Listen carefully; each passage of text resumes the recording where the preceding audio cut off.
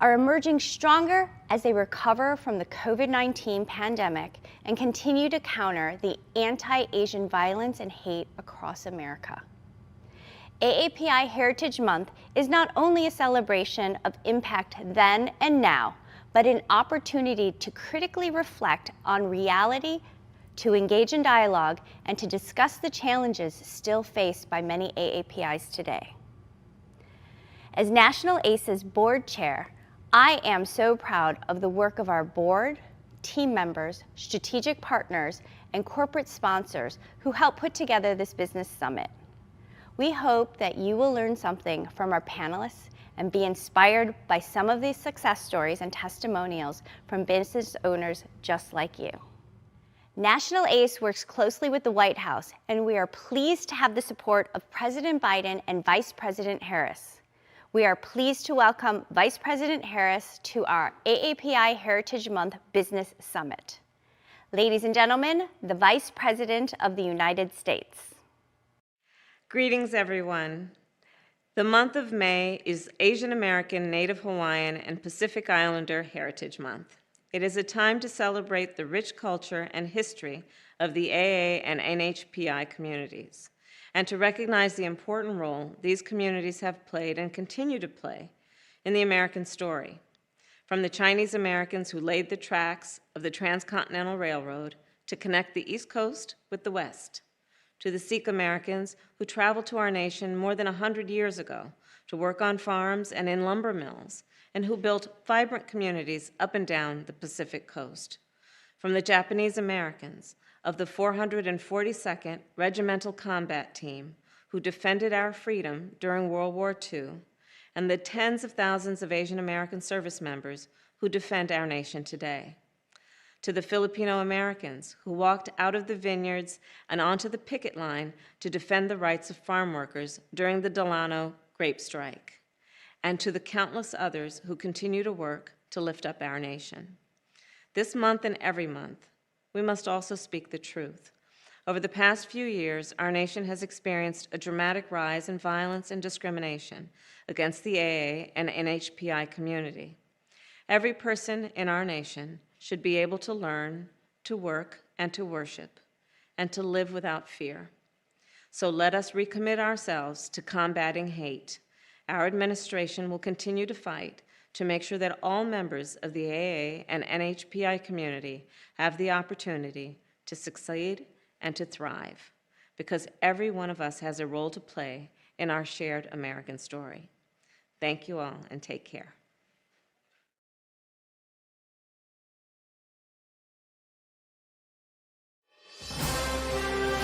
Please welcome the National ACE President and CEO, Ms. Chiling Tong.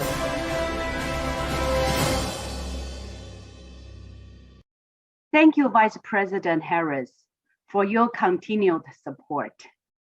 Your presence and remarks mean a lot to us and the AAPI business community. Again, we are so grateful for all the participants who have taken the time to celebrate Asian Heritage Month with us.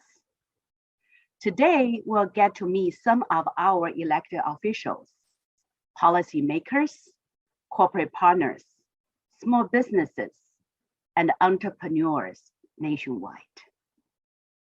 This business summit will also feature a fireside chat with Yumi Hogan, First Lady of Maryland, and Kathy Sisolak, First Lady of Nevada. Also, a panel discussion on fostering growth and innovation for small businesses through access to capital, contracting opportunities, and a conversation with diversity, equity, and inclusion experts. As you can see, we have a full agenda ahead of us. However, before we start our program, I want to say a few words in memory of our good friend, Secretary Norman Mineta. Secretary Mineta was a civil rights icon and a role model for the AAPI community. As a mayor, congressmen, and secretaries for commerce and transportation, Secretary Minada cared deeply for every person he met. Throughout his career, Secretary Minada exemplified all that we try to be. He mentored 2 generations of Asian Americans and beyond, and also helped usher them into American civil life. He lives his motto, climb the ladder of success with one hand, reach back with the other to help someone else climb with you. We mourn a great loss. We grieve for his wife, Danny, and his family. We celebrate a life well lived. Secretary Minada leaves behind countless friends and a country better for having known him. His spirit is with us while we celebrate AAPI Heritage Month. Now, let us get started. Please welcome the Honorable Xavier Becerra, United States Secretary of Health and Human Services. Let me start by giving a big thank you to the National Asian Pacific American Chamber of Commerce and Entrepreneurship for inviting me to join you here today. Thank you for your strong partnership over the years on initiatives such as the White House Initiative on Asian Americans, Native Hawaiians, and Pacific Islanders, which I co-chair. Thank you, President Chilling Tong and Chairwoman Dr. Karen Ng, for your leadership of National ACE. And a final thank you to my colleagues from the Small Business Administration, Minority Business Development Agency, Department of State, and Congress for participating in this summit. The importance of National ACE can best be summed up by 2 numbers, 2.2 million and 3.6 million. That is how many small business owners you represent, how many people those small businesses employ, and quite honestly, how many dreams are on the line in your work. We're talking about Americans who rely on their jobs to put food on the table for their children. We're talking about young adults who rely on their incomes to get themselves through college without having to take out too much in debt. And we're talking about nascent entrepreneurs who themselves will one day start their own business, employ their own workers, and join the ranks of the small businesses you represent. What we have learned over the last 2 years is how interconnected our livelihoods are with our health. How one illness, one bad break, one lost contract or job can lead to economic hardship for any of us and our families. We learned that our health and economic prosperity go hand in hand. And what we are working to do at the Department of Health and Human Services and in the Biden-Harris administration is to apply these lessons to extend good health, well-being, and prosperity to all Americans. In the past 2 years, we've launched several campaigns to advance health equity during the COVID-19 pandemic for Asian American, Native Hawaiian, and Pacific Islander communities. We've launched an Equity Technical Assistance Center to provide training, tools, and technical assistance for HHS employees to make sure that our policies, programs, research, and analyses are more equitable. And we've expanded culturally appropriate and understandable healthcare information for the AANHPI community, including releasing the Medicare and You handbook in Chinese, Korean, and Vietnamese. But the most transformative action we've taken to date has been to expand healthcare access for more Americans than ever before. The American Rescue Plan lowered or eliminated health insurance premiums for millions of lower and middle income families enrolled in health insurance marketplaces, including 197,000 uninsured AA and NHPI individuals. And today, in 2022, thanks to President Biden, the American Rescue Plan, and our colleagues at HHS, 14.5 million Americans have signed up for quality marketplace health insurance since November 1st, which includes nearly 6 million newly covered individuals. That means that 6 million people now have the peace of mind of knowing that getting ill does not mean losing their dreams of economic prosperity or small business ownership. HHS is also the proud home of the White House Initiative and the President's Advisory Commission on Asian Americans, Native Hawaiians, and Pacific Islanders, both of which I co-chair along with U.S. Trade Representative Katherine. Through the White House Initiative, we're working every day to address the immediate impacts of the pandemic on the AA and NHPI community, from the rise of anti-Asian hate crimes to the health and economic disparities that have been exacerbated over the past 2 years. We're also working to tackle systemic inequities, including the lack of access to resources in AA and NHPI languages and the need for more granular data on AA and NHPI communities to better assess and address needs. We've convened roundtables across 10 federal regions to connect local communities with critical mental health, hate crimes reporting, bystander intervention, and economic resources to help small businesses thrive. Equity is at the heart of the Biden-Harris administration, and through the White House Initiative, we're also working across 45 federal agencies and offices to create and implement action plans to advance equity, justice, and opportunity for AA and HPIs. The AA and NHPI community has faced an uphill fight the last couple of years due to COVID and the blight of racism. But today, the resiliency of this community has never been clearer, and the work that you and so many others are undertaking could not be more critical. And as part of the Biden-Harris administration, and as the co-chair of the White House Initiative on Asian Americans, Native Hawaiians, and Pacific Islanders, I will continue to work alongside all of you so that the AA and HPI community is safe from xenophobia and violence, has access to good health, and can reap the fruits of their labor. Today, the AA and NHPI community has a chance to chart a new course and emerge even stronger from the past 2 years. Let's do it together. Thank you. Hi, I'm Sarah Hawk from National ACE, and we pride ourselves on serving our 100 AAPI affiliate chambers of commerce and strategic partners across these United States. Alongside our partners, National ACE supports over 20,000 AAPI-owned small businesses with technical assistance, business resiliency, stakeholder roundtable, and cultural sensitivity programmatic events. We continue to serve our AAPI communities through our AAPISTRONG program. Here are some of their stories. Hi, my name is Viet Pham, and I'm the owner of the Recess Room. We are based in Fountain Valley, California. Recess Room has helped nourish the community by serving 80,000 free meals since the COVID pandemic. We've partnered up with Moving Forward Together, and we've been serving seniors ever since.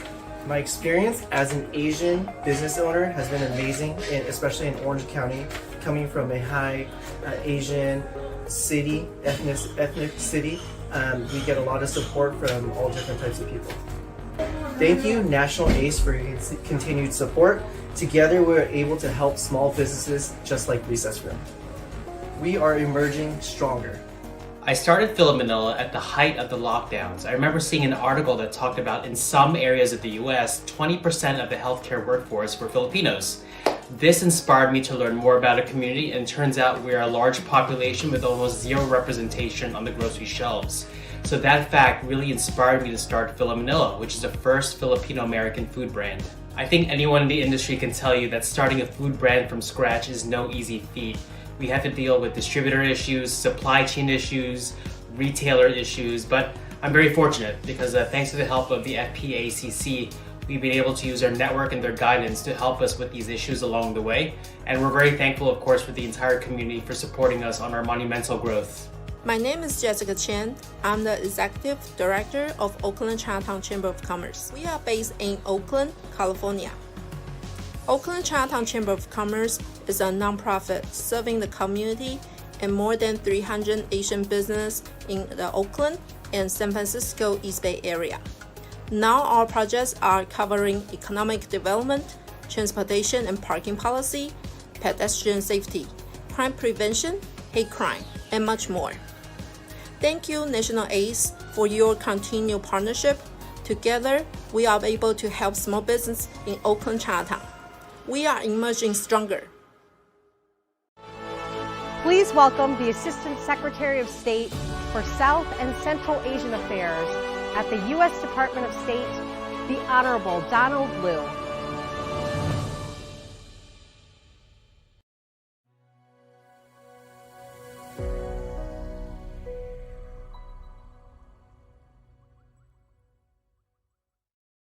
Hello, everyone. I'd like to begin by thanking the National Asian and Pacific Islander American Chamber of Commerce and Entrepreneurship for inviting me to join you today. And I'm grateful to President and CEO Tong and Board Chair Eng for this amazing opportunity. Let me offer today some thoughts about immigration at a time when immigration is such a sensitive topic in our country. My dad came to the United States as a student in the 1950s from Taiwan. His American dream was to buy a car. He bought an old used BMW with the $2,500 he brought in his pocket. It was all the money he had in the world, and he taught himself how to drive in a church parking lot. During the day, my dad studied engineering at Oklahoma State University in Stillwater, and at night he worked as a bartender. In fact, he had lots of odd jobs before meeting my American-born mom and becoming a U.S. citizen. He struggled, and he worked hard. He worked as an HVAC engineer for 35 years, eventually working on a nuclear power plant, on scientific labs for Lawrence Livermore Laboratory, and on the Splash Mountain ride at Disneyland. When he passed 6 years ago, we took all of the grandkids to Disneyland to ride on Splash Mountain as a tribute to Dad. In February, I had the opportunity to travel to Silicon Valley to meet with Indian, Pakistani, and Afghan Americans to learn about their American dream. We met with business leaders from each of these diaspora groups and learned that every single one of them had been born in South Asia, had come to the U.S. as students or H-1B specialty workers, and had become part of this tech revolution in California. Many of them now are millionaires and have started companies in their garages that are now valued in the billions.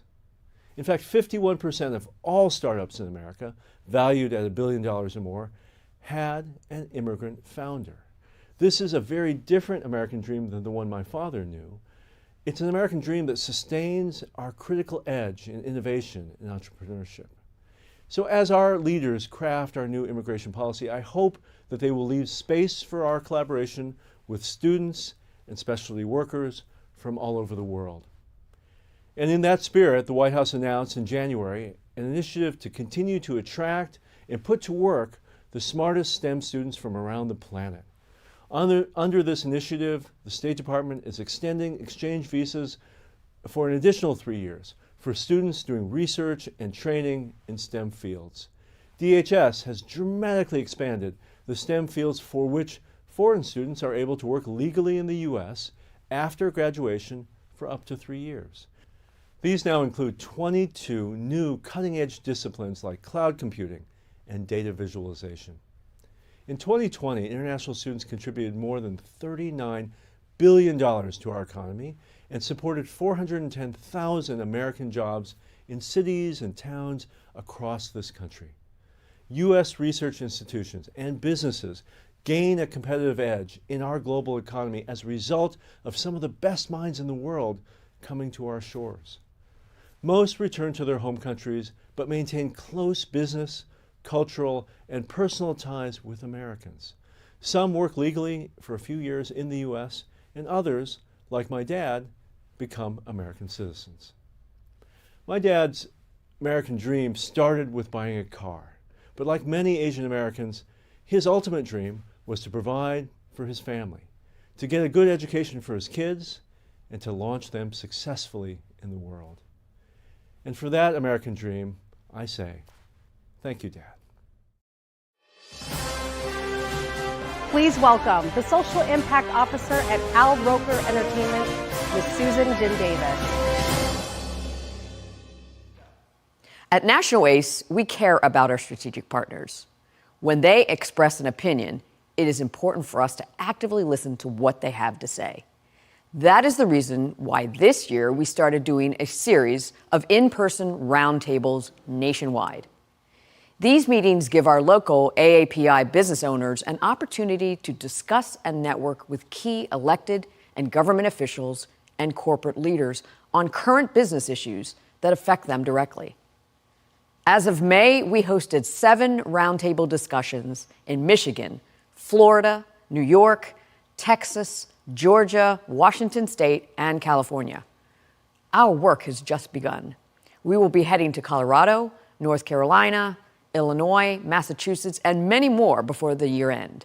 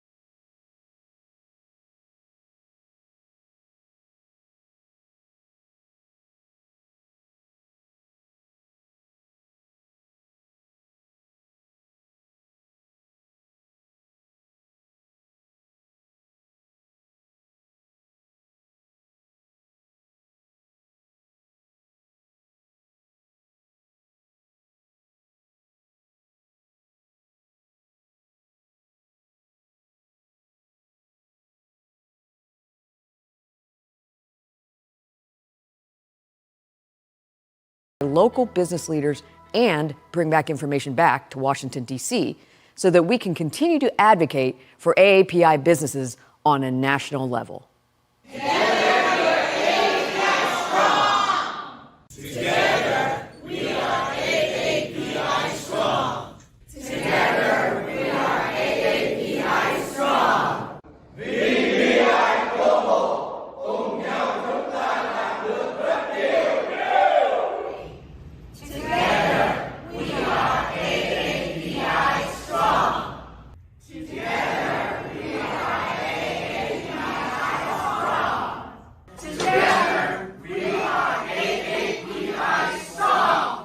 Please welcome Secretary Elaine Chao, a distinguished fellow at the Hudson Institute, the 18th Secretary of Transportation, and the 24th Secretary of Labor.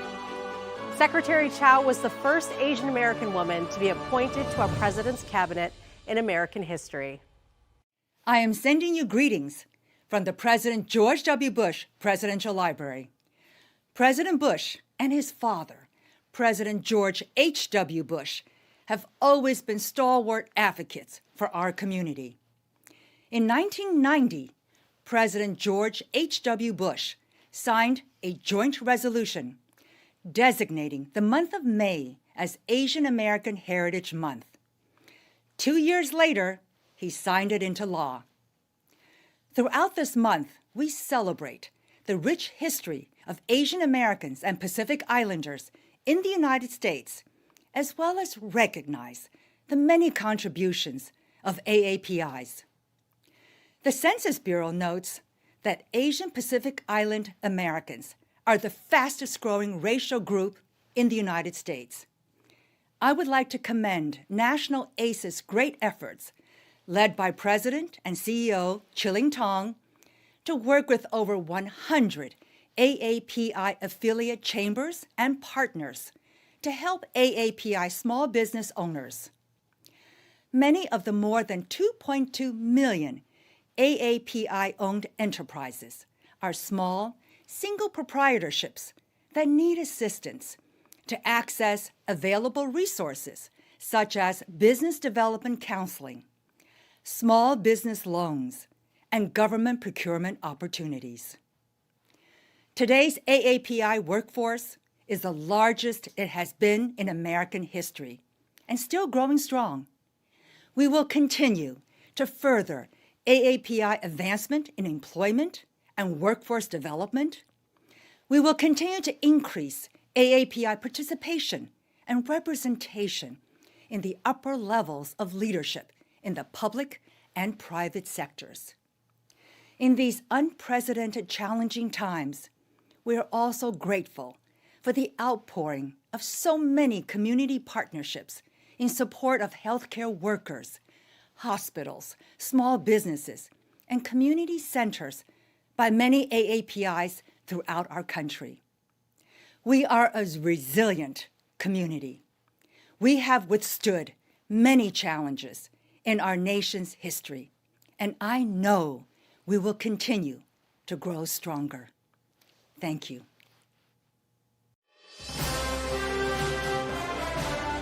Please welcome back the National ACE Board Chair, Dr. Karen Eng. Hello, my name is Dr. Karen Eng. I am board chair of National ACE, and I'm so glad that you're joining us here today. We're doing a fireside chat called Grace Under Pressure, and I have the pleasure of speaking with two amazing First Ladies. First, we have First Lady Kathy Sisolak from the state of Nevada. She is a Chinese American, child of immigrants, and an entrepreneur in the financial industry. She's been in the governor's office since 2018. We are also joined by First Lady Yumi Hogan from the state of Maryland. She's Korean American, also a child of immigrants, and an artist whose work has been in exhibitions and museums throughout the world. She's been in the governor's office since 2015. We're so glad you're here, and we're just going to get right started into our questions. So first of all, First Lady Sisolak, what do you see as the primary drivers of these AAPI hate and violence? And why do you think the violence against AAPIs is underreported and hidden? Important. There's a fear of reporting a hate crime, and there's also some real barriers. And language is often a major barrier in those AAPI communities, and some simply feel nothing will come of it. We know there are crimes reported out there. We know they're happening, and we encourage everyone who experiences or witnesses violence to report it. I think are the primary drivers of AAPI hate and fear and lack. What I think is fear and lack of knowledge. People fear what they don't know, and people act out or lash out when they are afraid. We've seen it with COVID-19 and the aggressive anti-China rhetoric that reinforced pre-existing biases against Asian Americans. The misinformation and misunderstanding when the virus initially emerged led to fear, anger, and more distrust. I did want to mention the University of Michigan. They did a study last year, and they found two main stereotypes driving the anti-Asian hostility. First, the view of Asian American as perpetual foreigners. And second, the belief that Asian people are a yellow peril that pose an epidemiological, cultural, economic, racial, and national security threat to the United States. So we wanted to bring that study forward. I have also personally experienced anti-Asian hate. In my case, during a public meeting, an elected local county official used my Chinese heritage to spread lies and misinformation about my family in a public meeting, talking about measures put in place to protect Nevadans from COVID-19. So that was based on fear and misinformation. And while it was harmful to me, I think it was more harmful to the community who had to hear this, see this, and read these examples. Thank you. That's horrible. Thank you for sharing that with us. And so we appreciate how you are the face of AAPIs in Nevada and throughout the country, and you're sticking strong and being very respectful and respectable within our country. So thank you. And as we tack on to that, in the context of anti-Asian hate, what do you want to do with the power you wield in the community and in your state? In my role as First Lady, I've taken every opportunity to talk about how we can stop AAPI hate. And I am grateful to the groups and the organizations who are engaged in this very important work every single day. In Nevada, diversity is our strength. In Nevada, the growth of the Asian American population exceeds or outpaces the national average. And we know there are leaders among this community. I have always encouraged the AAPI community to use their voices, to get engaged, get involved in local politics and issues that are close to their heart, and to ask fellow community members and elected leaders to do the same. Ask leaders to center the needs of the affected communities, tackle systematic racism, and help address the need of survivors. And I think that we've been doing that, but there's been a bigger push and there's still more work that needs to be done. So thank you for your comments. First Lady Hogan, can you talk to us more about what you think needs to happen for the AAPI community to have more capital and power in mainstream American culture? Much like countless other first generations immigrants to this country, I have often felt a strong sense of responsibility to build a strong foundations,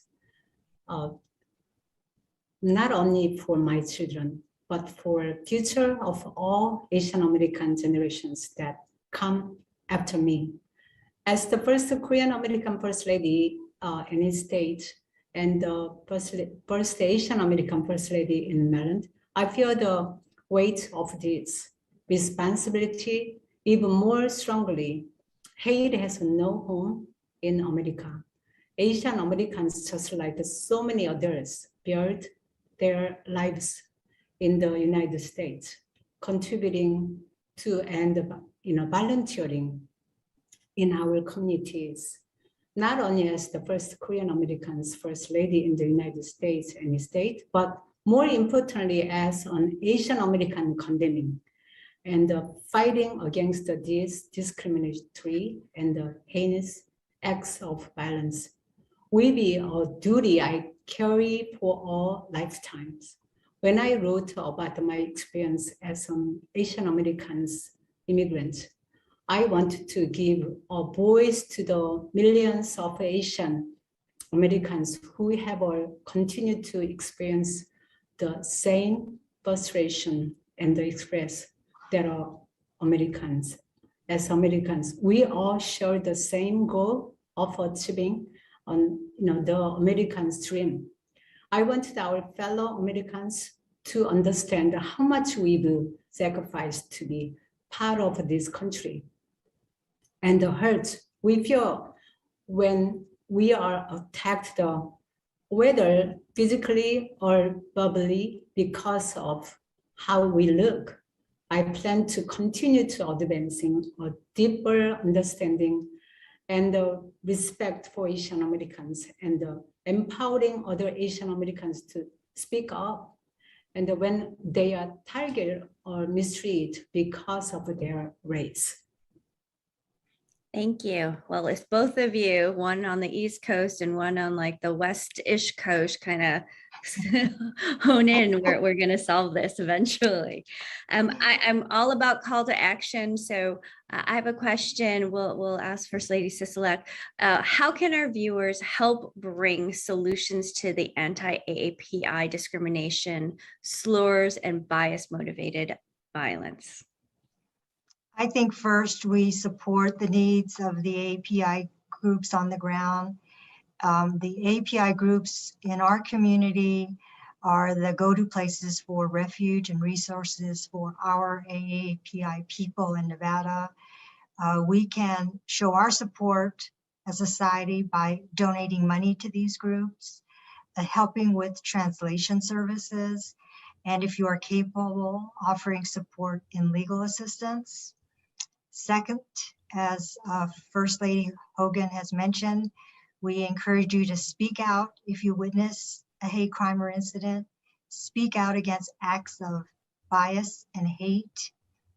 If you find yourself witnessing something, either speak out or if it's safe to do so, intervene. Third, I think you need to report the hate crimes or incident. If it's a violent situation or safety is in danger, call 911. Reporting these incidents that you experience or witness can help bring greater awareness so that some of these hateful crimes can be prosecuted. Thanks. Very, very good points. First Lady Hogan, do you have more context to how the viewers can help bring solutions to the anti-AAPI discrimination, slurs, and bias-motivated violence? Yeah, I mean, we have to, right now, you know, same as First Lady Nevada say that we have to have more, we have to our stronger weapons against race-based hate or awareness, education and understanding. And we have to get report. And too often what gets forgotten is that we are all Americans and are immigrants to this land. Whether our families arrive 1 year ago or 100 years ago, we are all immigrants at one time, just like so many others. So this is where Asian Americans have sacrificed everything to come to pursue their American dream. When we open ourselves up to become our open struggles of the family down the street, who may be facing life in a new country, not understanding the language and the culture of their new homeland, but having come because they believe in the promise of America. It makes it harder to say, you know, hateful things or commit violence acts against them. When we take time to understand their day-to-day struggles, dreams, and the ambitions, we realize there is more that unites us that, you know, than divides us. When we educated ourselves on the history, culture, and the contributions of Asian Americans to the United States, we can better understand what there is not fear of the other, because there is no other. We are all united in the dream of America as Americans. However, we understand that this change does not happen overnight, and hurtful, all these hateful actions still happen to Asian Americans every day. Understanding the challenges that newly immigrant the Asian Americans can face navigating, reporting these hate crimes and the incidents in Maryland. We've taken some very important steps to help victims, including offering language service for crime reporting, providing a single point of reference for victims' resource, and doing outreach where the communicators are. Churches, community center, grocery store, market. We have that as time goes on, these resources will be less needed, but until that time, we need to ensure that all our citizens have access to resources when they find themselves a victim of any crime. Those are excellent points. Thank you for sharing that. One of the final questions I want to ask both of you is, how should AAPIs up our civic participation and become a more powerful political bloc in this country? I know, First Lady Hogan, you are a huge philanthropist with all these various causes that you are trying to empower and to bring awareness to. And so because of your civic participation, it does help you become more powerful. So if you can let us know how your efforts are being moved forward. Last 7 years, more than 7 years, I am in my office. When I see the Maryland, every time I have a TV interview, Asian, all Asian TV or radio, whatever, every time I say the first step is registering to vote. That's so we can voice up, Then during the 2020 election season, about 47% of Asian, Americans were registered to vote. But in comparison, 65% of Black Americans were registered, and 69% of white Americans were registered, regardless of political affiliation. One of the most important first step is to register and vote. So I think that is important. We continue to that campaign about that. Excellent.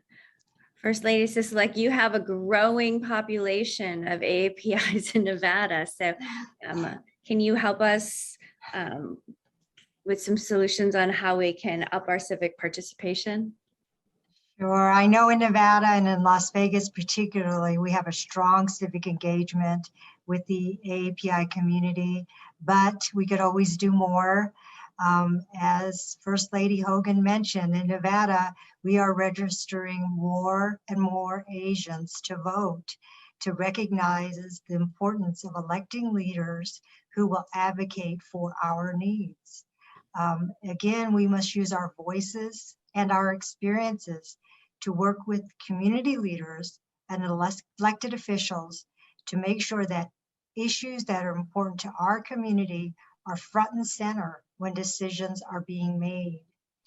And we know what matters in the AAPI community matters to all of our Nevadans. We all want to live in a safe, vibrant communities free of the fear of violence. Working together by getting involved with the democratic process, we can help achieve those goals for everyone. Thank you. I think the first thing of registering to vote, understanding policies and how it can help our AAPI community is very important. And then actually voting. Once you understand the policies, brings those all the way full circle.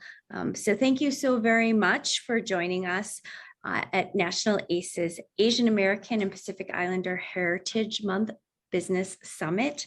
We really appreciate all of your time and your thoughts and the work that you're doing in your states and throughout the country. So thank you so much for being part of our summit today. Please welcome the United States Representative from the 27th District of California and the chair of the Congressional Asian Pacific American Caucus, Congresswoman Judy Chu. Hello, and thank you so much for inviting me to join National ACE's AAPI Business Summit. As we celebrate Asian Pacific American Heritage Month, this summit is an incredibly important opportunity for AAPI business leaders to come together and discuss the most pressing issues facing our communities. As chair of the Congressional Asian Pacific American Caucus, or what we call KPAC, and as a senior member of the House Small Business Committee, I have greatly appreciated National ACE's partnership over the many years. The AAPI community has been hit especially hard economically by the COVID-19 pandemic. AAPI's experienced the highest surge in unemployment out of any racial group during the pandemic, largely because nearly a quarter of the Asian American workforce is employed in restaurant, hospitality, retail, and service industries that have been particularly hard hit.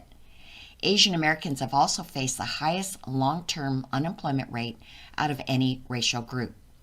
For all these reasons, as KPAC chair, I've advocated for funding to support small businesses and restaurants throughout the pandemic, and I've been happy to see that funding included in COVID-19 relief packages in the past 2 years. Just last month, Congress passed a new package to help businesses struggling after the pandemic get back on their feet, which included $42 billion for restaurants and $13 billion for other small businesses. It's also important that we support AAPI businesses beyond just pandemic relief. That is why, as Congress drafted and passed the transformative bipartisan infrastructure law, I pushed to ensure that AAPIs have equal access to the contracting and funding opportunities made available through the bill. And I was so thrilled to see that after years of advocacy, the law made the Minority Business Development Agency a permanent institution, which is especially important because it is one of the few federal government entities that is specifically designed to support AAPI businesses. This change will ensure that AAPI businesses continue to receive technical assistance, like connecting them to funding opportunities and providing financial counseling. As we continue to navigate the changing landscape of COVID-19, the work of National ACE remains crucial to KPAC's efforts to ensure support for AAPI businesses. So thank you all for joining today's summit. I look forward to continuing our work together and wish you all a happy Asian Pacific American Heritage Month. Please welcome back the Social Impact Officer at Al Roker Entertainment, Ms. Susan Jin Davis. Last year, National ACE established the AAPISTRONG Restaurant Fund in partnership with Grubhub, the proudly Unstoppable Fund with UPS, and the Inclusive Backing Grant Program with American Express. With the collaboration of our corporate partners, National ACE provided over $2 million in direct grants to struggling AAPI-owned restaurants and small businesses. Here are their stories. Hi, my name is Connie, one of the owners of the One Dim Sum.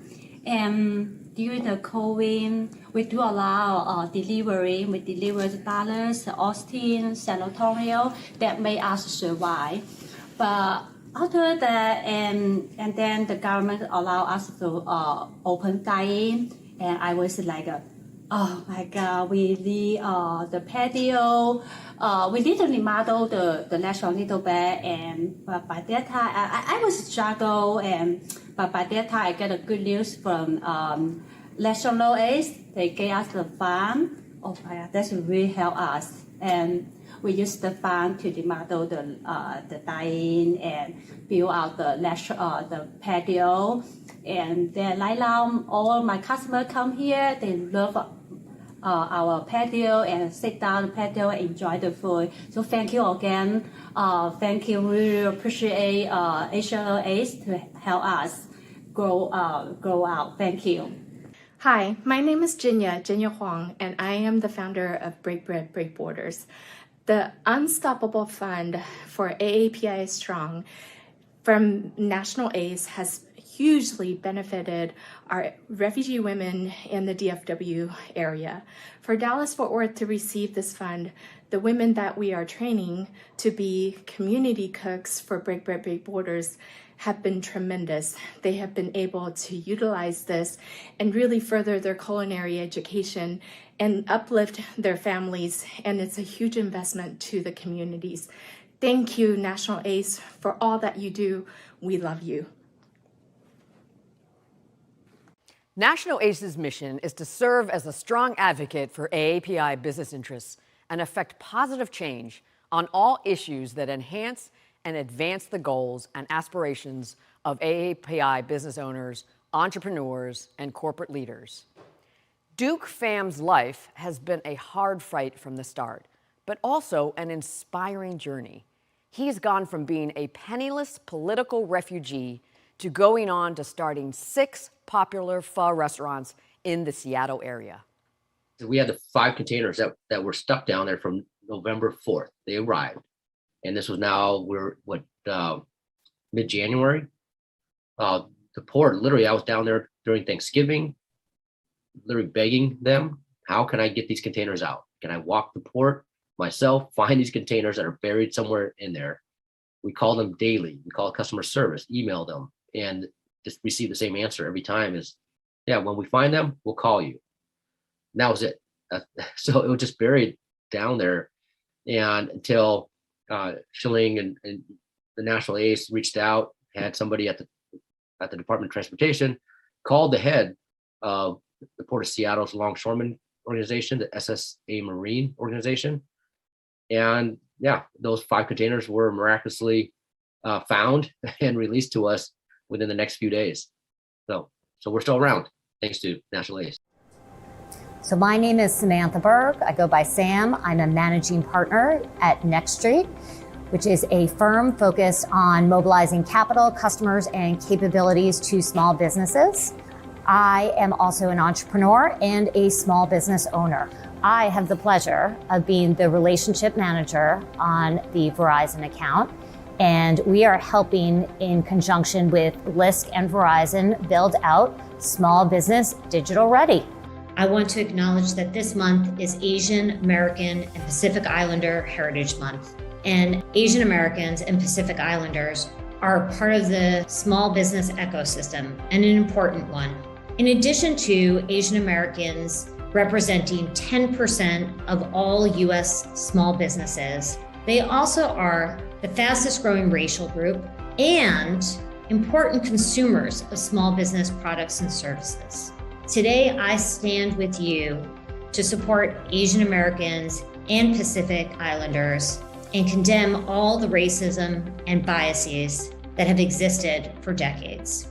So Verizon's Small Business Digital Ready is comprised of 4 different components: curriculum, coaching, community, as well as incentives for small business owners, particularly those business owners who are people of color.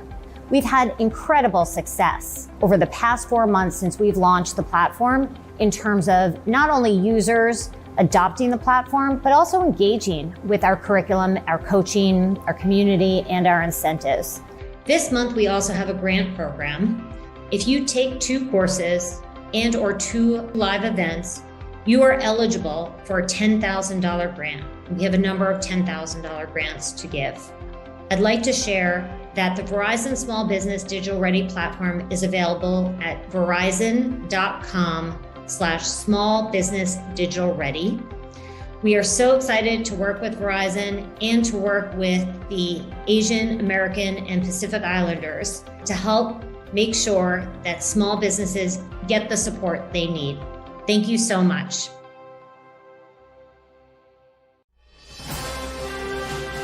Please welcome the Acting National Director of the Minority Business Development Agency, Mr. Miguel Estién. Welcome to all the Asian American, Native Hawaiian, and Pacific Islander stakeholders joining today's summit. I want to start by saying thank you to Chilling Tong and your team at the National ACE for the invitation to speak at the 2022 National AAPI Business Summit. Our agency deeply values our partnership with the Chamber and thanks National ACE for being part of MBDA's AA and NHPI Business Series for Heritage Month. In collaboration with the White House Initiative on Asian Americans, Native Hawaiians, and Pacific Islanders, and other federal agency partners and community stakeholders. I also want to thank our Department of Commerce Deputy Secretary, Don Grace, along with Secretary Xavier Becerra, Ambassador Katherine, Assistant Secretary Donald Wu, and Congresswoman Grace Meng for sharing time with us today. For those of us meeting for the first time, my name is Miguel Estién, and I'm the Acting National Director of the Minority Business Development Agency, also known as the MBDA, which is a bureau under the US Department of Commerce. MBDA has been and remains the only federal agency significantly charged with the responsibility of promoting and supporting minority-owned businesses. And that includes all of you here, AAPI businesses. You will be hearing more from my colleague, Joanne Hill, who is our NBDA Chief of Business Development, during the Access to Capital and Contracting Opportunities panel. This year's summit theme of Emerging Stronger is quite fitting, as we try to have an optimistic, uplifting tone to recognize the immense contributions of AAPI business community with entrepreneurship and American jobs, but acknowledge the challenges the AAPI business communities have had to face and overcome. NBDA seeks to ensure that during this pandemic recovery period, our programs and services remain at the forefront of supporting business growth and stabilization in minority business communities. We are committed to meeting the unique needs of our AAPI clients and the AAPI community during this time. We operate a national network of business and specialty centers. By specialty centers, I mean, for instance, the NBDA Federal Procurement Center, the NBDA Advanced Manufacturing Center, and the Export Centers, along with several other projects, including the Enterprise Women of Colors and other projects inclusive of the Native Hawaiian community. Our centers provide technical assistance and guidance in areas of business structure and business development for minority-owned business enterprises across the US and the territories. I have some news to share as well. Our community and business development network is growing. With our recently announced grant opportunity, our NBDA national network will expand to 41 locations in 35 states. Now and through June the 2nd, we are accepting proposals to open and operate NBDA business centers in 6 new states: Arkansas, Indiana, Oregon, South Carolina, Utah, and Wisconsin. If you'd like more information or to share the news, please visit our website, nbda.gov/grants, for more information on these opportunities. Thank you once again, National ACE, for inviting me to be a part of this important AAPI Business Summit. I look forward to continuing our partnership and servicing the AAPI business communities across the country and minority business enterprises at large. Thank you once again. Please welcome Deputy Secretary of U.S. Department of Labor, Julie A. Su. Hello, everyone, and happy Asian American, Native Hawaiian, Pacific Islander Heritage Month.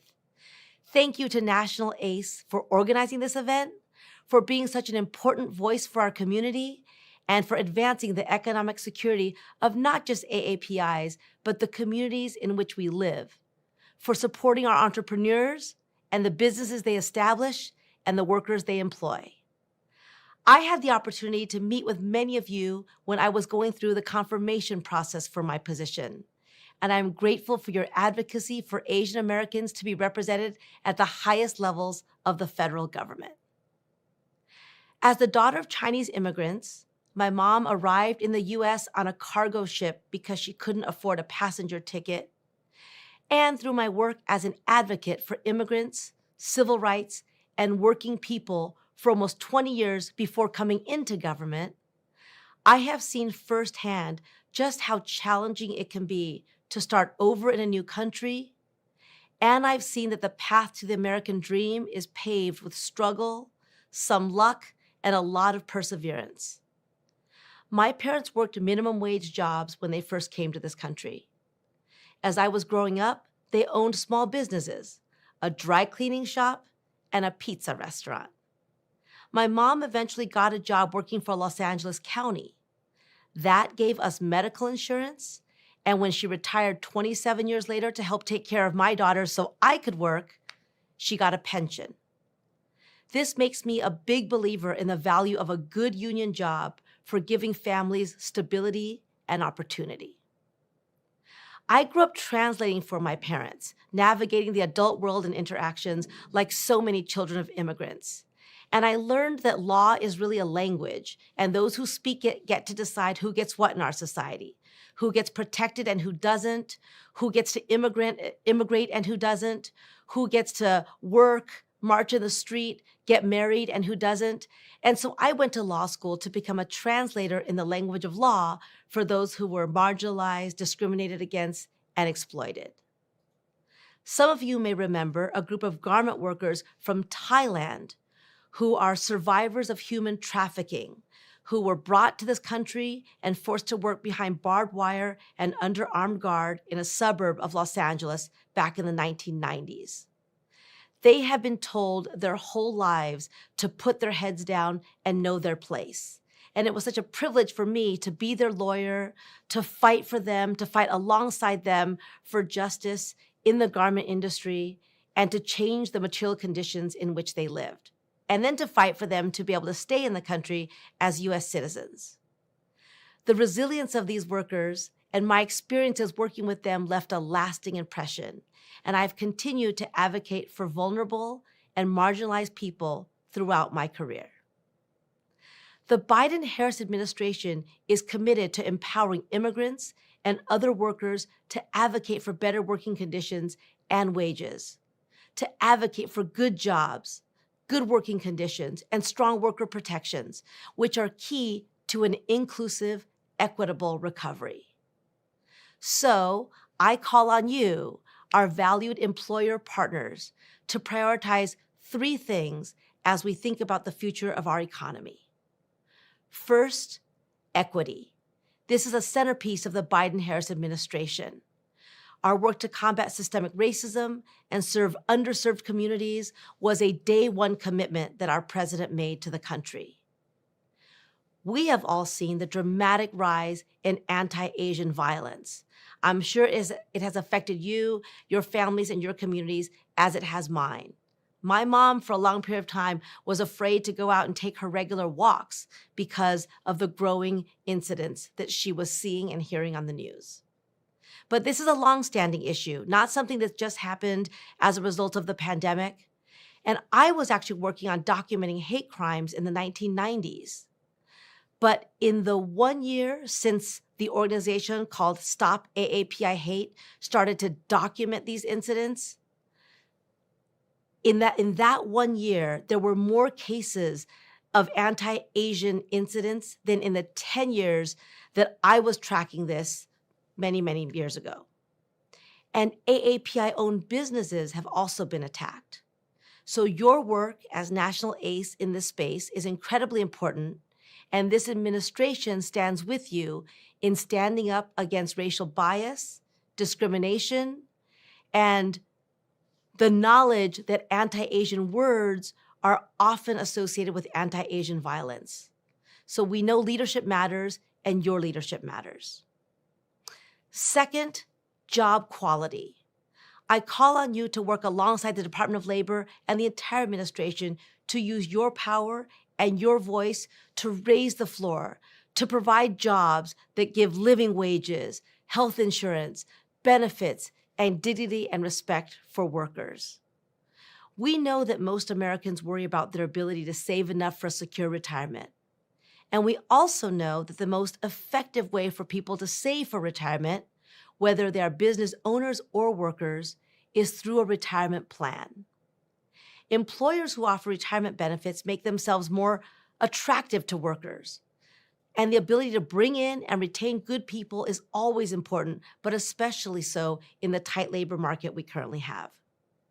The US government offers significant subsidies to incentivize employers to offer retirement plans and offer ways for people to save. The Department of Labor has resources to help businesses understand your options, and we want to be sure that this community is taking advantage of these resources. We're also prioritizing cultural competency and language access so that these resources are available in a variety of Asian languages. And third is community. We have certainly seen through a global pandemic how much our lives are dependent on the choices that others make. We have seen both tragedy and inspiration in the ways that people step up to care for one another. We need to build an economy now in which we leave no one behind. This is about Asian businesses and Asian workers, and it's about communities that have long been excluded from prosperity and security, even in good times. For me, this means that we have to use this moment to make sure that we are also doing right by the African American community, by Black workers, Black business owners, and Black families. By just about every measure, Black families have lower levels of income, wealth, and opportunity. As an Asian American leader, I think there's real power in being clear that this is not acceptable, and that our fortunes as a community are tied to the well-being of other communities, including African American, Latino, LGBTQ, and so many others. African Americans fighting for civil rights in the 1960s opened the door to immigration laws that changed the face of Asian America in the 1970s and 80s. And this is a debt that I believe our community owes. The Department of Labor is committed to working side by side with you to seize the once-in-a-generation opportunity we have now to reimagine our economy, to build strong pathways to good jobs in all communities, and to support businesses who know every day that the health of a company is reflected in the health of your workers. We have a lot of work to do in this country. I'm extremely honored to be invited to speak, not only as the Deputy Secretary of Labor, to be a part of this event, but also as a member of the AAPI community myself. Thank you for letting me help kick off AAPI Heritage Month with all of you, and let's get to work. Please welcome back the National ACE Board Chair, Dr. Karen Eng. Our first panel discussion is about fostering growth and innovation for small businesses through access to capital and contracting opportunities. We are delighted to have Joanne Hill from the Minority Business Development Agency, Regional Administrator Jerry Aglipai from the Small Business Administration, and Paul Diesel-Cohen from PayPal joining us today. To help us kick off the discussion, please welcome our moderator, the Senior Vice President for External Engagement at Wells Fargo, Ruben Bareilles. Well, thank you everyone for joining us. I'm Ruben Bareilles with Wells Fargo and excited to be part of this panel, which is going to address the issue that's important to so many entrepreneurs and small business people is access to capital and where do you begin? It's a long conversation, but we're going to fit it into a very short amount of time. We have fantastic panelists with Joanne Hill from the MBDA, Jerry Aglipai from the SBA, and Paul Diesel-Cohen from PayPal with us. So, and I'm wondering if our panelists can share with the viewers, you know, where do you begin? How do you become eligible to even apply, and where would you apply for capital? So would love your perspectives. Jerry, could you give us start us off here? Hi, I'm Jerry Aglipai, Regional Administrator of Region 5 of the Small Business Administration. The Small Business Administration is a federal government agency dedicated to solely supporting small business owners to start their business, grow their business, sustain their businesses in America. We are here to help business owners create jobs, income, and grow wealth.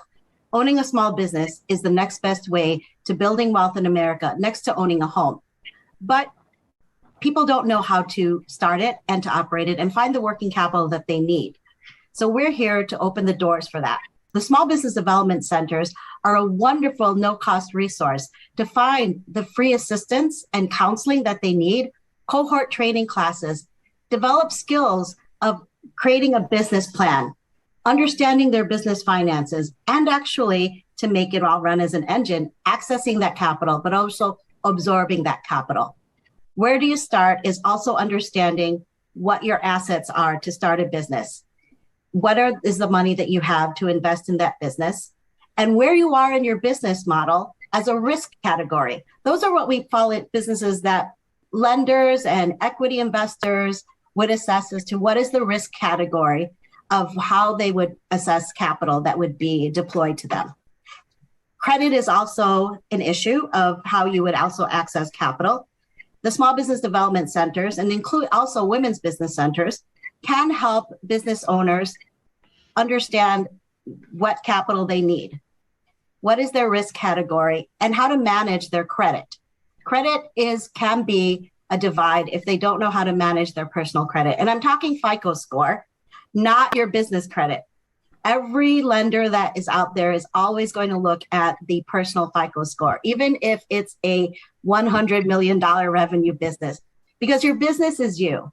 It's your character as well, and how you manage that credit also is an indicator of how well you might also be managing your cash flow. So what category of risk are you in? And then what would happen is that the resource centers and the staff there, who are actually also accredited and certified every year, would help to identify and navigate a business owner as to finding the proper type of funding that matches their business need and that owner's ability to pay it back as well. Because we want to make sure that you have the ability to also pay back loans that you are taking out to grow your business. We want to make sure that you also have the ability to continue supporting yourself and that you're not getting into a predatory product as well. So that's where we would recommend a person start. Another one that we would recommend they start is they can go to what we really happily kicked off 2 weeks ago, is the Small Business Digital Alliance, which partners such as PayPal are a part of, where they can actually access tools online, digitally online, as to what are the digital tools that they can access for payment systems once they do get that capital, how to manage that cash as well. Thank you for that. Joanna, I'm wondering from your perspective, what would you tell entrepreneurs or small business people in terms of what they need to be eligible for working capital? I would say that first you have to understand what working capital is, right? Mm-hmm. You need to understand first that working capital really is like a form of short-term financing for business owners that can be used to cover operational expenses. And for those businesses that are really looking for an occasional cash infusion to stay afloat, oftentimes. Sometimes they might need it for seasonal business operations, if you will. But the other thing you need to understand are the common types of working capital that's available, right? And so there are term loans that are available. There are lines of credit that are available with traditional banks. There's, of course, my dear friend Jerry just talked about SBA's loans, you know, the 7A loan, of course, notably, and invoice financing or accounts receivable financing. Mm-hmm. Some call the other side of the invoice financing factoring.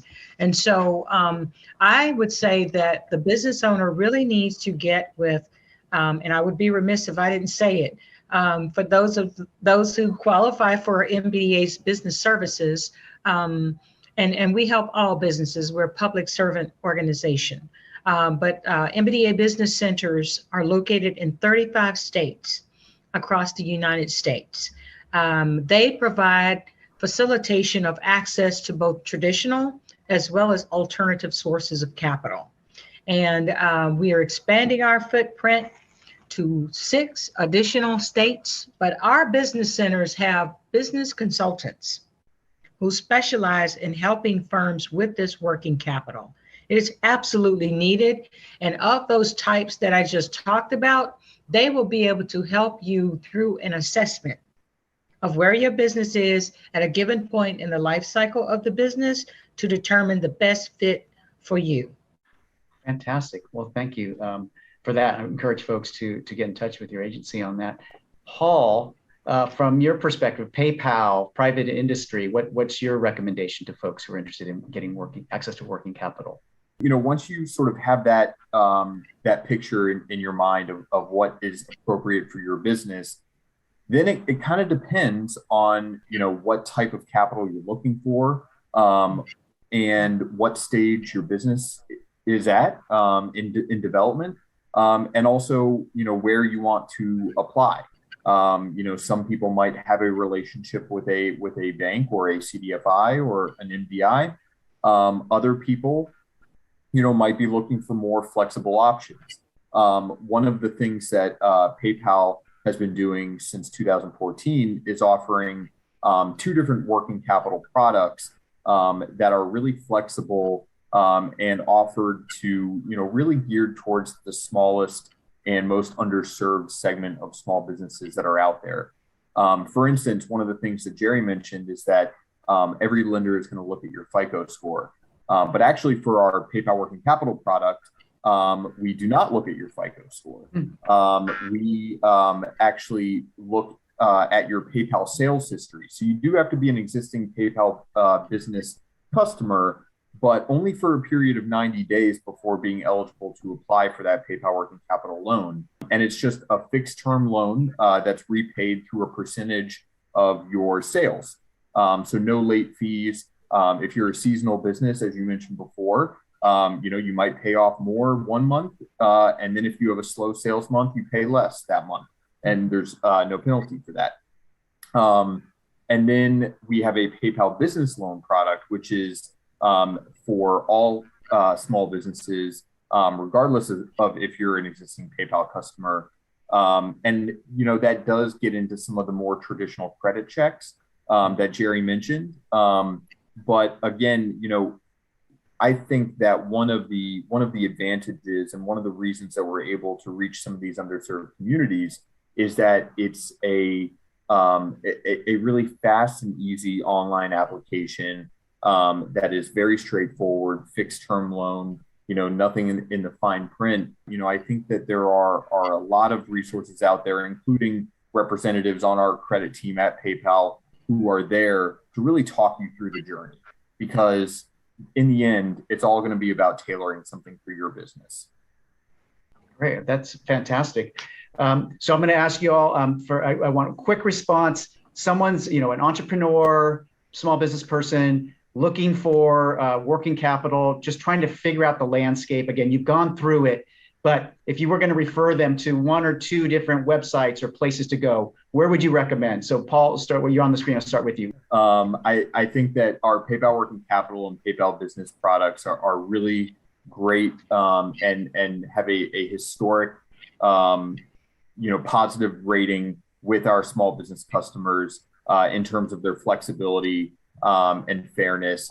Jerry, what's your recommendation? One or two websites folks should go to check out? Well, definitely SBA.gov, our lendermatch.gov, which will match to the lenders of the banks, CDFIs, which Paul mentioned. If people don't know what a CDFI is, they're a nonprofit lender that is actually supported also by the U.S. Treasury, and they provide loans to those business owners who are starting up, and their credit may not be that great, and they may not have shown production yet, but they show full products that we've all mentioned, including what PayPal is. But the key takeaway is, what is your fit for your business and your ability to pay back, and finding a counselor from an SBA affiliated partner, such as an SBDC, will help them decide, what loan fits best. So lendermatch at SBA.com.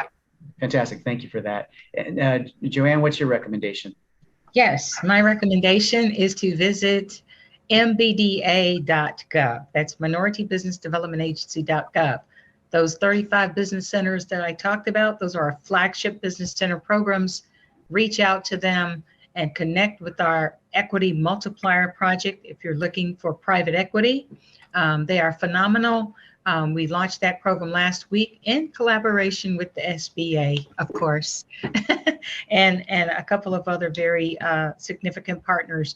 And the second website, I don't really have a website, Ruben, per se, but I would encourage folk to not underestimate community lenders and community bankers.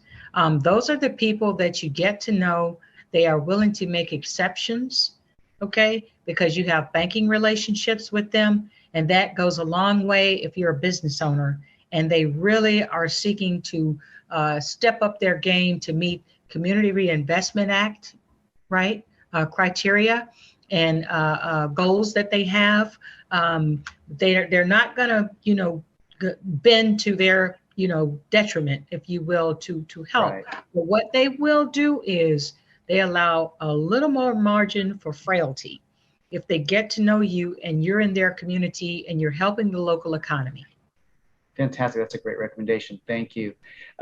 So I've got a last question for you all in terms of, we're talking to a lot of Asian API, small business owners, entrepreneurs. Sometimes there are barriers related to language and other kinds of barriers. Any suggestions for where they might get help in terms of assistance with going through this process of looking for capital?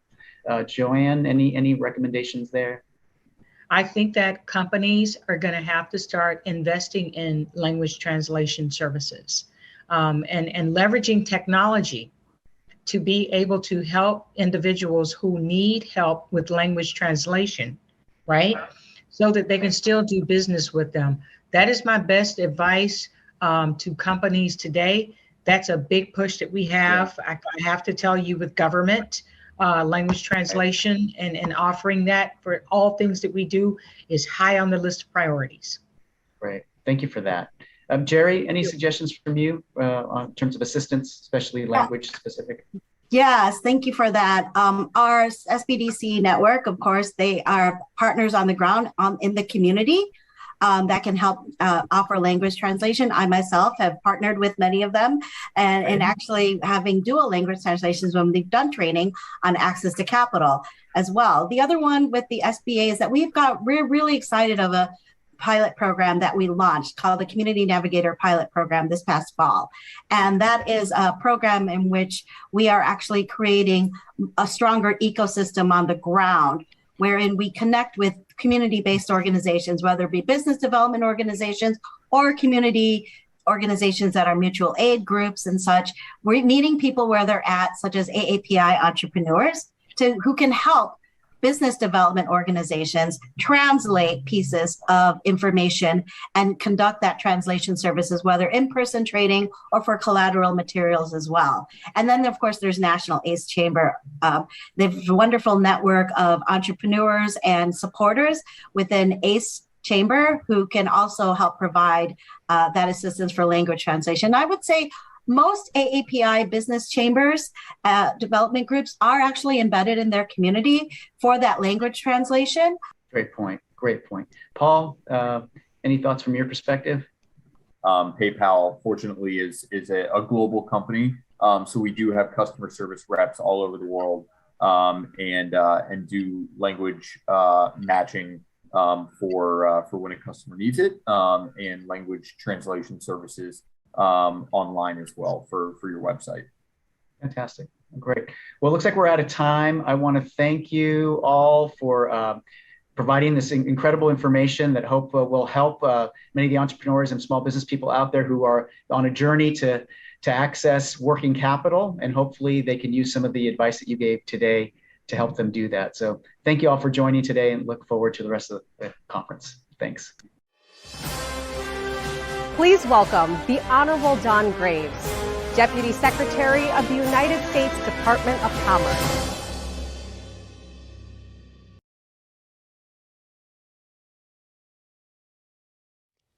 On behalf of the U.S. Department of Commerce, it's my honor to wish you a happy AAPI Heritage Month. And thank you to National ACE for supporting AAPI entrepreneurs and businesses across the country. As a descendant of one of America's first minority patent holders, I understand the importance of supporting minority entrepreneurs, innovators, and businesses. I also know that the pandemic has been a difficult time for the AAPI community. The Commerce Department joins you in condemning AAPI hate. We have one overarching goal at our department: to improve America's competitiveness so that our workers and companies succeed in the global economy. And equity underpins every aspect of what we do. This pursuit of equity is not just the right thing to do, it's the right thing to do for our economy. That's why we're pleased that President Biden's bipartisan infrastructure law made the Commerce Department's Minority Business Development Agency a permanent part of the federal government. This means we'll have more resources to support our minority-owned businesses, and it will allow MBDA to expand its geographic reach through regional MBDA offices and continue its track record of success. As you know well, MBDA provided grant funding to National ACE that helped AAPI business owners apply for federal resources and navigate the changing economy in the wake of the pandemic. Thank you for being good stewards of this federal funding. Last year, MBDA awarded nearly $4 million in federal funding to establish the MBDA American Indian, Alaska Native, and Native Hawaiian projects. This initiative is supporting tribal and native business growth in 3 areas: innovation and entrepreneurship, strategic planning, and transformative projects. MBDA also awarded a grant to the University of Hawaii, a native Hawaiian serving institution, to operate Minority Colleges and Universities pilot project. The project is laying the foundation for a future generation of entrepreneurial leaders and innovators. And for AAPI Heritage Month, MBDA is organizing the AA and NHPI Business Series with panels focused on access to capital, procurement, and data and research. Let me thank you again for your work advocating for AAPI businesses across the country. I hope you'll continue to view MBDA and the entire Commerce Department as resources and allies. Together, we can continue supporting AAPI innovators and entrepreneurs and secure an equitable and prosperous future for all Americans. Thank you. You are watching the AAPI Strong Heritage Month Business Summit, brought to you by National ACE. Hello, everyone. I'm Daniel Oliver, Chief Operating Officer at National ACE. Our next panel discussion is on diversity, equity, and inclusion, also known as DE&I. Diversity, equity, and inclusion is more than policies, programs, or headcount. It is about a foundational transformation of mindsets and relationships. It is about renewed and consistent commitments to diversifying not only the look of the office, but also the values and the culture.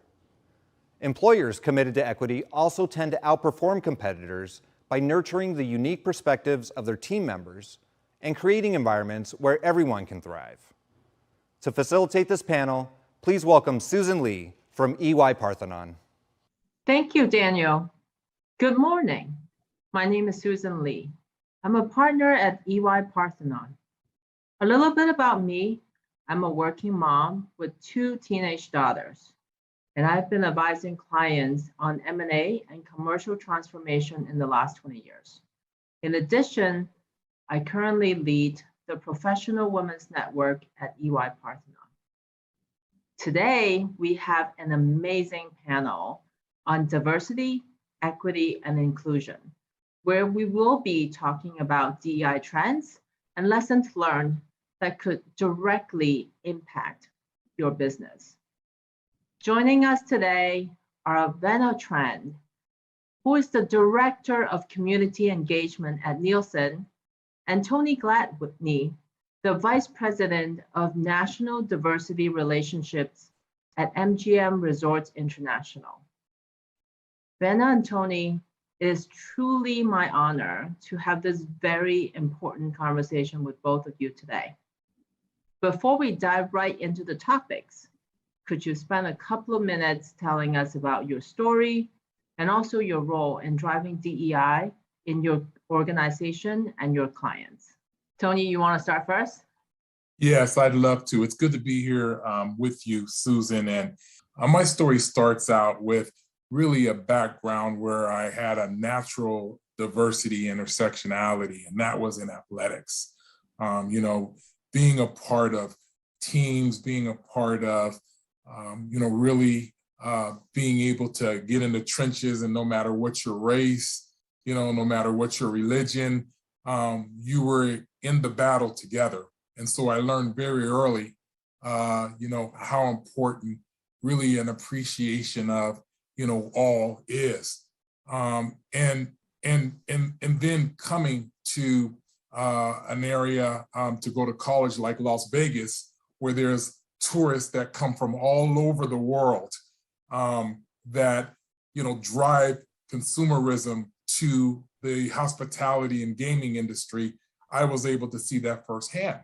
And so my personal experience with being able to see that actually launches me into really a career from a community affairs perspective, from a diversity perspective, and really being able to be a part of the firsts in the industry to be able to be involved in diversity, equity, and inclusion programs. So that's a little bit about my personal journey into where I've been, how I naturally was able to really go into a direction to be a part of what I'm doing in the company and the industry that I'm in.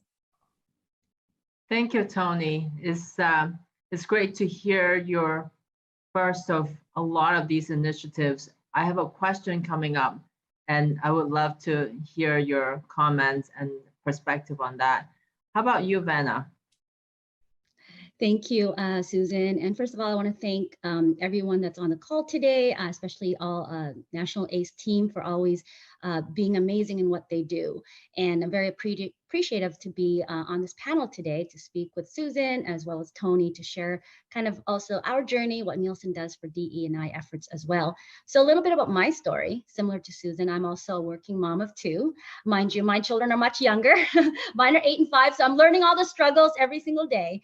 And also similar to Tony, I think diversity was something that was just a part of being who I am as an Asian American. Actually, I'm Asian Canadian. I'm from Canada. And my story really is the story of many immigrants. My parents are from Vietnam. We left on a boat many years ago, and I was 1 year old. I think growing up, I didn't realize what DE&I as we know it today is because of all the similar stories and struggles you hear of the underserved communities as we were growing up, if you think back like 30, 40 years ago. Now being in a space where I work with Nielsen in community engagements, it has been fantastic for me. So I'm very excited to be a part of today's conversation. Thank you, Vanna. So as an immigrant from Hong Kong, it's very similar to you, Vanna, also an immigrant, and also as an Asian woman partner in consulting, DEI is also near and dear to my heart. And over the course of 20 years in my career, I've participated and actually also helped standing up a lot of DEI efforts across small and large organizations. And then depending on where the journey of the organization is, I often hear 3 different types of questions from the leaders. One is, why should I care? Then is, how do I start? And then the third question is, how should I prioritize? Because let's face it, everyone has limited resources and there's only limited amount of time. So what drives the biggest impact? And perhaps to start with the first question, a very common comment, I'm sure you have heard this too, is, hey, we hire and promote the best people for the job, regardless of race and gender. Why do I need to start a separate DEI program? And I'm sure, Tony, since you have started, you're the first of many initiatives. I'm sure you've heard a comment like this before. How do you respond to that? It's a great question, Susan. And I think many companies today are faced with really a couple of scenarios in starting a diversity initiative. Either initially they really see the natural priority as far as in regards to their customer base, maybe specific internal input. Maybe they see a scenario where they believe that by being able to advertise, market, to be able to have specific initiatives, maybe from a procurement perspective, and that there are specific percentages of segments of populations that they know that they need to touch. That's the first scenario. The second scenario that we hope that, there have been some situations where you've had these scenarios where you get external pressure. Back in 2000, when we started our diversity initiative, we had a high customer base from the Far East. We had a far customer base that even shared with us and that even gave us input to say things like, well, as far as your lion, probably not a good idea to have people walk through a lion's mouth. And not only does it benefit your customers, your shareholders, your stakeholders, it benefits from a business standpoint as far as really making sure that you maintain and you grow your customer base. I think that would be pretty much I think the basis of us starting our diversity initiative at MGM Resorts, as well as what I think the mindset is as far as your starts in this area of diversity, equity, and inclusion. Thank you, Tony. The next question is about the lessons learned. And Vanna, maybe you can help us and share your insights with us, because you're driving a lot of the community engagement in Nielsen. From your experience, what can other companies learn from just creating, developing, establishing DEI programs? What are the things that you see common pitfalls, and maybe things that you see Nielsen does really well and other companies can learn from? I think one of the things is, as with most things for myself in the line of work I do work with communities and nonprofits that support underserved and underrepresented communities. I find with all projects, all tasks, I think preparation is key, and also getting support from top down. And as I mentioned, we have a very strong systematically integrated DE&I efforts throughout our company, everything ranging from our people to our supplier diversity, our community outreach, as well as our product and innovation development. But having said that, for me personally, in the work I do, when it speaks about reaching out to the community, it's always about organizations such as ACE that has the ability to reach further than what our internal networks could reach out to, and really being able to emphasize the networks that we have that support these communities. And also thinking outside of the box. I think a lot of times we think about DE&I just in our comfort zone of work. For example, working for me personally, for working with organizations, I recently started working with high school students that are in underrepresented communities, because high school students, they are at that generation that is, I think, really impacted about what happens in the DE&I space, and they will be the future of any business, anything in our future. And if we start as young as possible in terms of just building that importance, I think will lead to just everything being hopefully better overall. As these students grow, they could become a pipeline, not just for our business, but just for society in general. Thank you so much. The last question, and this is for both of you. This question is, when I think about this question, is a tough one. How do you prioritize? Because there are really so many ways that we can drive impact. What are the trends and other initiatives that you see companies, maybe as MGM or Nielsen or other companies, are doing to support our DE&I communities, especially the AAP communities? Yes. So I can go ahead, Tony. Go ahead, Tony. Okay. I think, Vanna, I think one, I think companies need to look, when you start speaking about prioritizing, I think, first of all, companies such as MGM and my colleague Vanna from Nielsen, I think companies really look at where they can make an impact, first of all. From our standpoint, I know that when MGM started our DE&I initiative, we looked at where can we make an impact in diversity.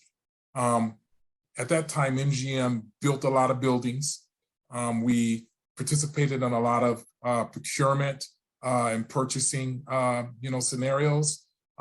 We hired a lot of people as we were building a lot of properties at the time. And we also were able to go ahead and we're a destination scenario. So how are we going to outreach to the communities where we operate, support those communities where we operate, and really make a presence to help individuals decipher for us as a destination, company of entertainment, to be able to become that preferred employer and destination of choice. So we focused on that. Also, what we have been able to do from a present day perspective is really galvanize our employees, galvanize those employee network groups to give us input on recommendations that they see as they're in the trenches on a daily basis, and really get their authentic input. And from that authentic input, be able to go ahead and deliver some strong business outcomes as they see these specific needs on a daily basis. So for us here at Nielsen, when I think about all all the work that the DE&I space still continues to have to do. For us here at Nielsen, we do measurement, and measurement is one of the key to our core business. And our measurement relies on panels, and our panels are geographically and demographically balanced to the US Census, for example. So one of the challenges we have is to continue to have that that alignment of representation. So with the E&I efforts, we always continue to make sure that our field teams, as well as our folks on the panel recruitment side, keep up with all the different changing demographic bases of all the communities, because we want appropriate representation in the numbers, so forth. So for us, we continue to evolve with that.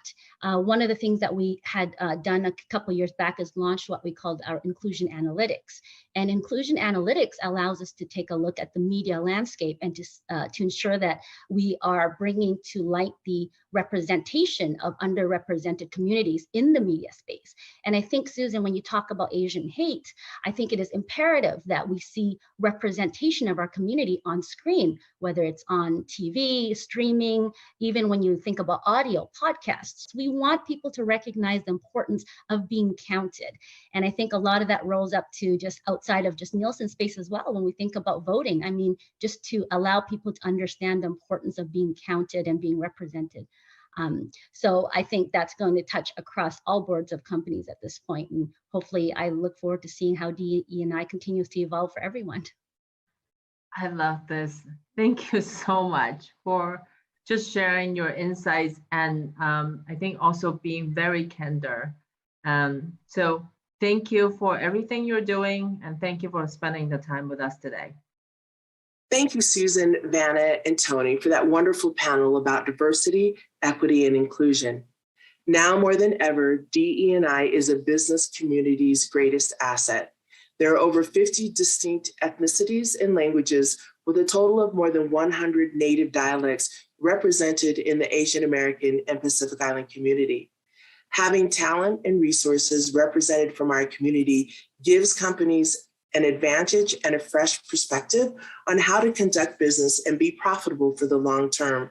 My name is Susie Felch Malohi Fa'o, and I serve as the Executive Director and co-founder of Pacific Island Knowledge to Action and Pacific Island Chamber of Commerce that serves Pacific Islanders nationwide, and we are headquartered in Salt Lake City, Utah. PICTAR is a community organization whose mission is to help Pacific Islander communities by providing culturally relevant resources, opportunities, and services to help build alliances, bridge communities, and provide equitable opportunities. PICTAR is focused on providing support in following areas of economic development, violence education, and cultural preservation. Our organization represents close to 50,000 Pacific Islanders and Native Hawaiians, and we are proud to be strong partners of National ACE. Thank you so much for showing up to learn so that we all belong, so all businesses thrive. Please welcome the United States Representative from the 6th District of New York, Congresswoman Grace Meng. Hi, I'm Congresswoman Grace Meng from New York, and it's an honor to send greetings to everyone attending the National ACE AAPI Summit. As we celebrate AAPI Heritage Month, I thank National ACE for hosting this important event, which will help foster growth and innovation among AAPI small business owners and showcase the allyship and resilience of Asian American entrepreneurs. As a daughter of small business owners, I know firsthand the critical role that small businesses play in our country. They are the backbone of our economy. They enhance our neighborhoods and bring investments to local communities by creating jobs and providing important services we need. We must do everything we can to help small businesses thrive. Unfortunately, the COVID-19 pandemic wreaked havoc on many of our small businesses, with many suffering severe economic losses over the last 2 years. This is especially true for Asian American-owned businesses, which were the first to be impacted by the pandemic when scapegoating and unfounded claims about spreading the pandemic were directed at our community. To help entrepreneurs get back on their feet, I work to combat both this discrimination and the economic impacts of the pandemic. My Hate Crimes Act was enacted into law, and I've sought to stop members of the public and elected officials from fueling this xenophobia and singling out Asian Americans and businesses with terms like Kung Flu and Chinese virus. I also helped pass legislation to provide small businesses with billions in coronavirus relief funds, including guaranteed low interest and forgivable loans. And I urged banks to assist with applications in order to speed up and streamline the process. I've worked with the Small Business Administration to make sure that small businesses have been receiving the resources to which they're entitled. I helped champion the Restaurant Revitalization Fund, which brought more than $28 billion in grant money to restaurants that lost revenue due to the pandemic.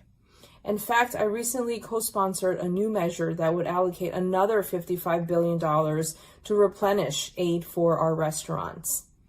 Additionally, I'm continuing to push legislation that would require the federal government to translate basic COVID-19 materials into multiple languages to ensure language accessibility for business owners with limited English proficiency. From filling out applications for financial assistance to seeking crucial health guidance, language must never be an obstacle to businesses receiving the life-saving resources they need to recover from the pandemic. There's no doubt that small businesses are the lifeblood of our nation and the many communities in which they operate. They must receive the relief and lifelines they need, and I believe that government must be a strong partner in helping them get back on track. We must not abandon them in their time of need. We must remember that when small businesses succeed, America succeeds. Once again, I want to thank National ACE for hosting this crucial summit.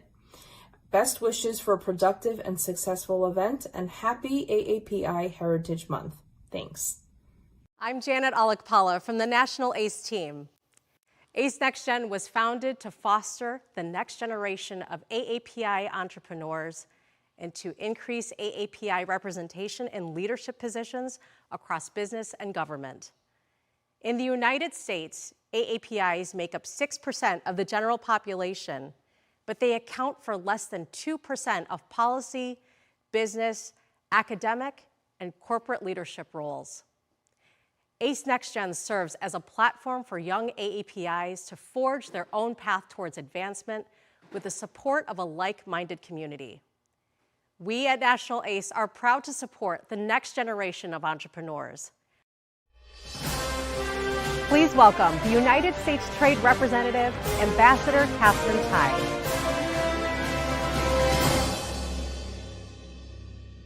Hello, everyone. Thank you so much for inviting me to join your 2022 Business Summit. The theme of this year's National ACE Business Summit is Emerging Stronger. It is an optimistic and hopeful theme that recognizes the resilience and strength that AA and HPI communities have shown over the last 2.5 years. It is a particularly fitting theme as we celebrate Asian American and Pacific Islander Heritage Month in May. As National ACE, your affiliates and your partners know all too well. AA and HPI businesses and entrepreneurs have faced all kinds of challenges, including barriers to access to capital, the need for technical assistance, and competing in an increasingly crowded marketplace.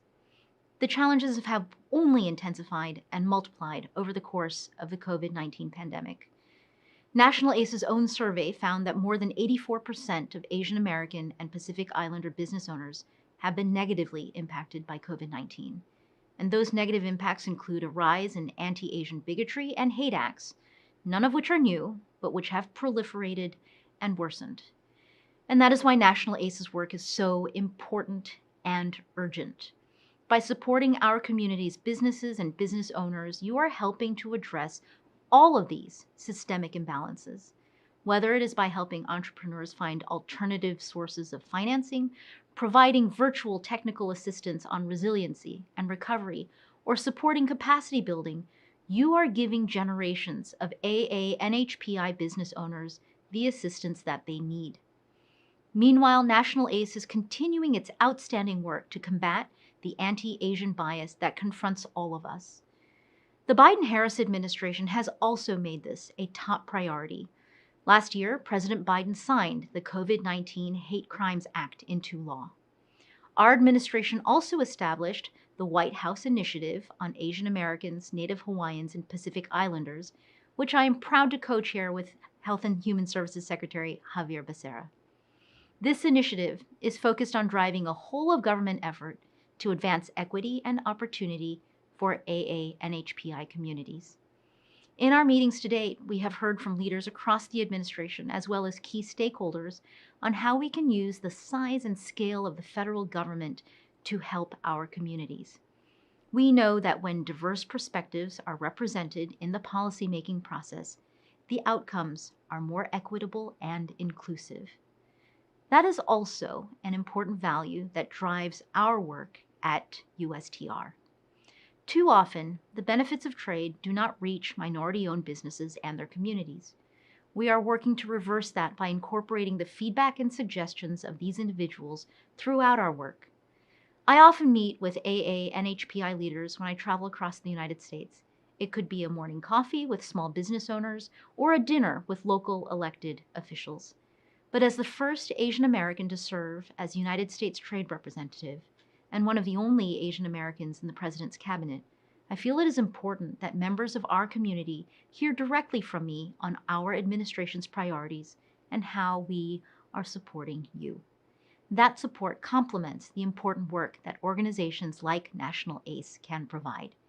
You are building a supportive community that is helping AA and HPI and minority businesses overcome challenges while bringing together a coalition of private sector partners to assist in this effort. The successes of the AAPISTRONG hashtag is proof that we can come together around a shared commitment to combat hate and bigotry. I look forward to continuing to work with National ACE and your partners to spread this message and lift up the successes of AA and HPI businesses and business owners. Once again, thank you for having me at this year's Business Summit. I wish you all a successful rest of your conference, and I look forward to talking to all of you soon.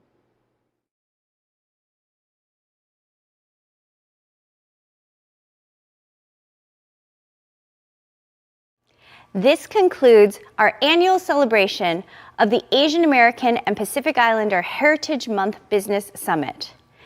Thank you all for taking the time to join us. As the fastest growing ethnic community in the United States, we are confident that we will emerge stronger and that our contributions will continue to grow and thrive in years to come. I want to thank all of our board of directors, corporate sponsors, and the National ACE team. We cannot do this without your support and dedication. Happy AAPI Heritage Month. We look forward to seeing you in person in Washington, D.C., September 19th through the 21st for National ACE's annual conference. Together, we are